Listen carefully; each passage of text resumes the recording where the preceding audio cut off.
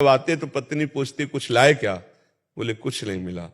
तो तुलसी दल जो भोग भी अर्पित करती वही 3-4 हिस्सों में करके जब कई दिन हो गए तो उन्होंने कहा कि हम तो जी सकती हैं, आप जी सकते हैं, लेकिन ये बच्चे नहीं जी सकते। कैसे?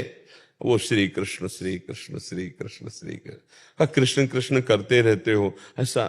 तो एक दिन भगवान ऐसे प्रसाद पा रहे थे, भोगारोग रहे थे, तो ऐसे प्रथम कवर ही ऐसे करके ऐसे हो गए।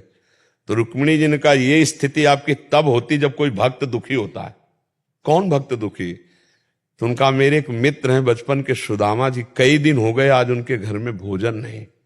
बोले प्रभु आपका मित्र भोजन नहीं, आप इशारा करो त्रिभुवन की राज्य लक्ष्मी, क्योंकि महालक्ष्मी का अवतार है रुक्मिणी जी।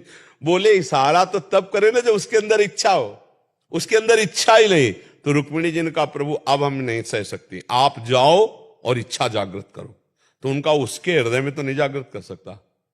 सुदामा इतना निष्काम भक्त है कि उसके हृदय में इच्छा जागृत नहीं कर सकता, उनकी पत्नी के हृदय में इच्छा जागृत कर सकता हो।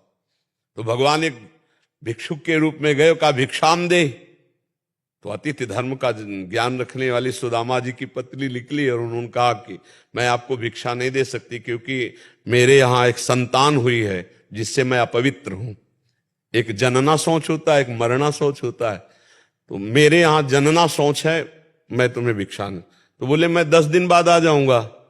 बोले फिर भी नहीं दे पाऊंगी। क्यों? क्योंकि ये जो हमारी अपवित्रता वो दूर होने वाली नहीं। बोले ऐसा क्या? बोले स्पष्ट बताऊं, दरिद्रता रूपी संतान को हमने जन्म दिया है। दरिद्रता अर्थात मेरे पास कुछ नहीं कि मैं आपको दे दूं। तो बोले सुना है तुम्हारे पति द्वारिकाधीश के मित्र हैं, क्या तुम्हें पता नहीं है? कभी याद दिलाना, अगर एक बार द्वारिका चले गए तो निहाल हो जाएंगे स्वयं भगवान। और भगवान जब उनकी पत्नी आई तो उन्होंने कहा सुना है आपके मित्र श्री कृष्ण द्वारिकाधीश है। बोले हाँ। तो बोले आप जाओ ना, अगर वो आपकी ऐसी दशा देखेंगे ना तो कुछ ना कुछ तो व्यवस्था कर। बोले कभी नहीं जाऊंगा, व्यवस्था के लिए मैं कभी नहीं जा सकता। तो उनका मिलने तो जा सकते हो? बोले हम मिलने जा सकते हैं, पर समस्या है अपने मित्र से मिले या गुरु से मिले जाके या अपनी कन्या के यहां जाए तो कुछ न कुछ होना चाहिए। तो हमारे दोस्त के लिए कुछ, तो वहां क्या था, एक पड़ोसन के आ गई तो उसने चावल के पछोरने वाले जो आगे तंदुल होते टूटे हुए, हाँ वो दिए। तो वो भी फटे कपड़े में लेकर के भगवान के लिए भेंट। और द्वारिका, और हालत ये थी कि बिवाई पैरों में फटी हुई, फटा कपड़ा, और मित्र कौन है? द्वारिकाधीश। आप देख लो जरा कैसी धर्म की परीक्षा होती है। भगवान के कान में जे भी पड़ा कि सुदामा जी मिलने आए तो ऐसे भागे कि पूछो मत।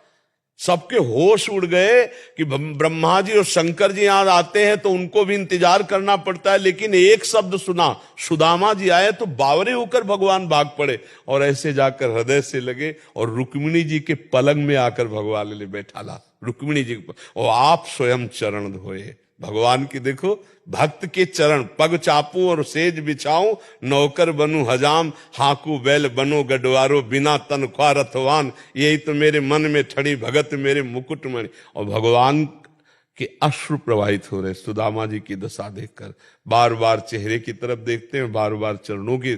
सुदामा जी के अश्रु चल रहे कि करुणा निधान अखिल कोटि ब्रह्मांड नय के कौन सी लीला कर रहे हो। रुक्मिणी जी जल डाल रहे हैं, भगवान चरण पखार रहे हैं। 2-4 दिन आराम से रहे। सुदामा जी ने कहा प्रभु चले? बोले हाँ। सुदामा जी मन ही मन हंस रहे कि कह रही थी चले जाओ, कुछ व्यवस्था कर देंगे। हमारे श्री कृष्ण इतने निरपेक्ष है कि जानते इस दरिद्र ब्राह्मण को कुछ दे देंगे तो मेरा भजन भूल जाएगा, इसलिए कितने कृपालु है। अच्छा प्रभु, तो बोले जो एक कपड़े नए वाले हैं ना, इनको रख दो, नहीं रास्ते में कोई चोर परेशान करेगा, अपने पुराने पहन लो। सुदामा जी ने पहन लिया कि बहुत कृपालु, उनको कोई निरपेक्ष है वो। भगवान ऐसे चल रहे लीला में, कहा इधर से चले जाना। सुदामा जी को लगा था कि 2-4 असरफियां होंगी तो 2-4-10 दिन के लिए अन्न आदि, इधर से चले जाना, जाके आप इधर से मुड़ जाना तो जल्दी पहुंच जाएंगे। बोले प्रभु आपकी कृपा, बिल्कुल सहज में पहुंच जाएंगे। मतलब कुछ नहीं दिया, कुछ नहीं। भगवान ने सुदामा जी को तंदुल निकाल नहीं रहे थे, जबरदस्ती छील कर पाए और सुदामा जी को कुछ नहीं दिया प्रगट में। सुदामा जी बहुत प्रसन्न हो रहे कि मेरे श्री कृष्ण परम कृपालु हैं, क्योंकि उन्होंने माया या कोई भोग इसलिए नहीं दिया कि हमारा चित्त प्रभु के सिवा और कहीं न जाए। ऐसे मगन होते वहां पहुंचे तो दृष्टि गई कि हमारा नगर तो इसी क्षेत्र में था, ये तो पूरी द्वारिकापुरी है। पूछा लोगों से तो बोले यहाँ एक हमारे सुदामा जी थे, उन्हीं की सुदामापुरी है। जब देखा पत्नी आरती करने आ रही है, आप जैसी द्वारिकापुरी वैसी सुदामापुरी की रचना हो गई। ये हर भक्त के जीवन में होता है, पर